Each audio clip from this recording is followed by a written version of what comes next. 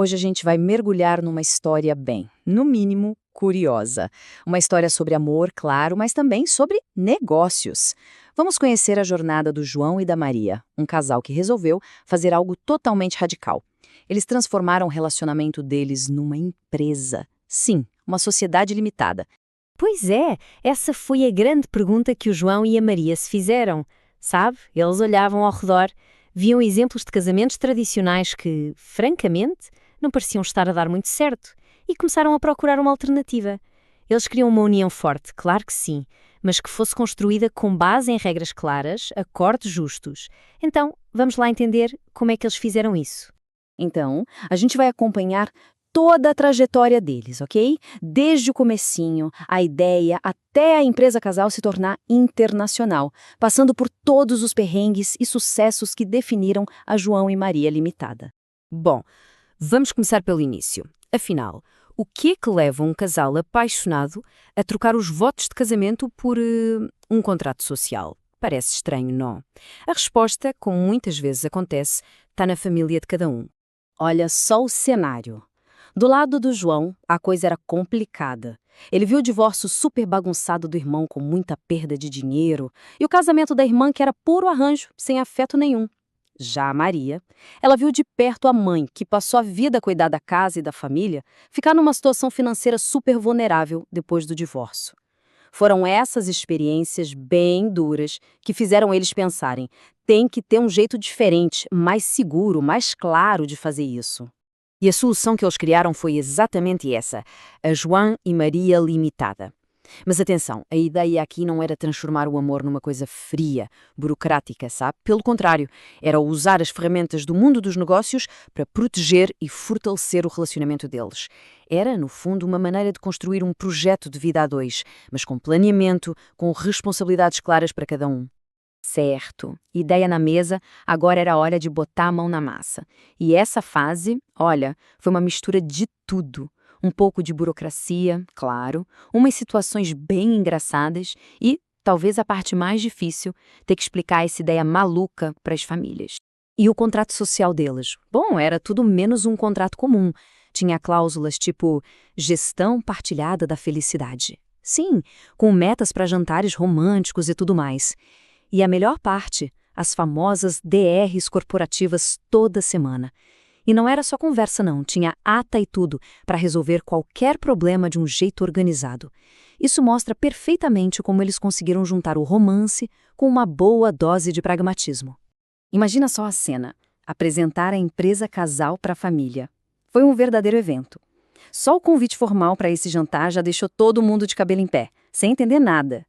E durante o jantar, claro, choveram perguntas, tipo essa do pai do João. A primeira reação foi de pura estranheza, óbvio, mas conforme eles foram explicando a lógica por trás de tudo, a desconfiança foi virando admiração.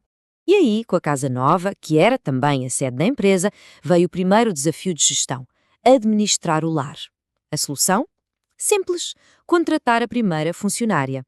E assim entra em cena a Dona Célia. E ela não era só uma gerente de assuntos domésticos, não. Ela virou uma espécie de conselheira, sempre dando um toque para eles não esquecerem do romance no meio de tanta gestão. Pois é, a história de João e Maria Limitada começou a aparecer na imprensa e BUM! A procura por consultoria simplesmente explodiu. De repente, todo mundo queria saber como aplicar o método deles. E aí eles perceberam que, sozinhos, não iam dar conta.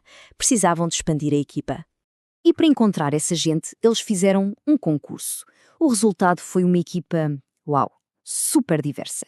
Tinha a Laura e o Fernando, os educadores do amor, com uma visão mais pedagógica, o Ricardo e o Marcelo, os reconstrutores, um casal que trazia a experiência de casamentos anteriores. E tinha até o trio, Isabela, Camila e Sofia, que trouxeram a perspectiva do poliamor, desafiando convenções e mostrando que existem muitas formas de amar. Uma riqueza de visões, não é? E o sucesso que era aqui no Brasil não demorou muito para atravessar fronteiras. Logo, a João e Maria Limitada estava recebendo convites para resolver casos bem complicados em outros países, em culturas totalmente diferentes. Foi o grande teste para ver se o método deles funcionava em qualquer lugar. Primeira parada, Paris. A capital do romance, certo? Só que o caso que eles pegaram lá não tinha nada de conto de fadas. Era um quarteto de artistas e o clima estava pesadíssimo, cheio de emoções à flor da pele. Lá em Paris, o desafio era esse grupo de 4 artistas. A relação deles, que era não monogâmica, estava sendo minada pelo ciúme, por disputas de poder, e isso estava bloqueando completamente a criatividade deles. A intervenção da empresa foi fundamental. Eles basicamente aplicaram o método do contrato social para ajudar o grupo a criar regras de convivência mais claras, a abrir um espaço seguro para conversar, e com isso, tanto a arte quanto o afeto puderam voltar a fluir. Depois de Paris, o próximo destino foi Nova York.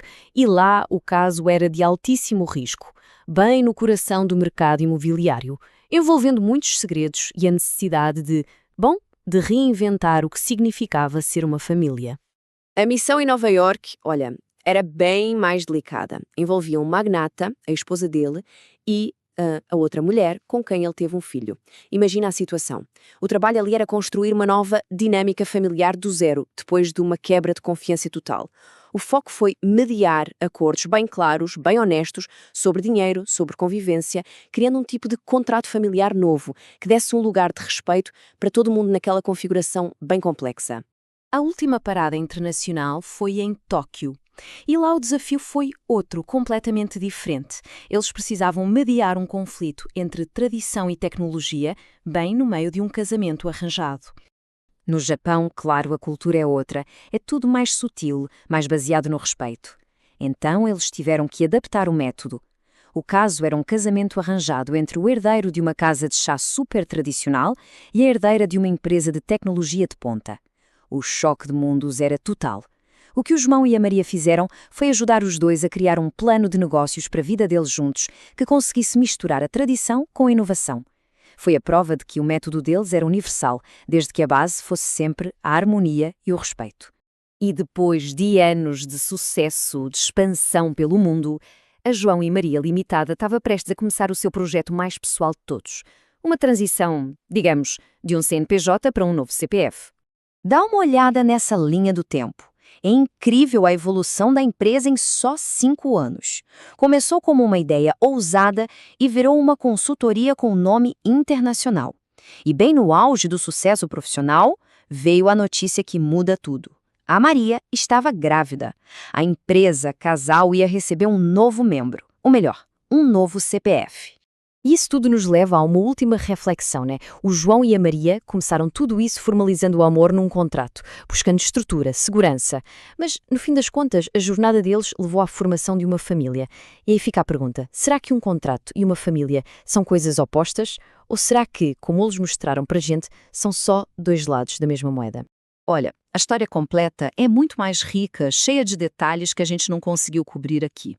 Para quem ficou com curiosidade e quer mergulhar de cabeça nessa história, o livro que deu origem a essa análise toda está com o link aqui na descrição, tá bem?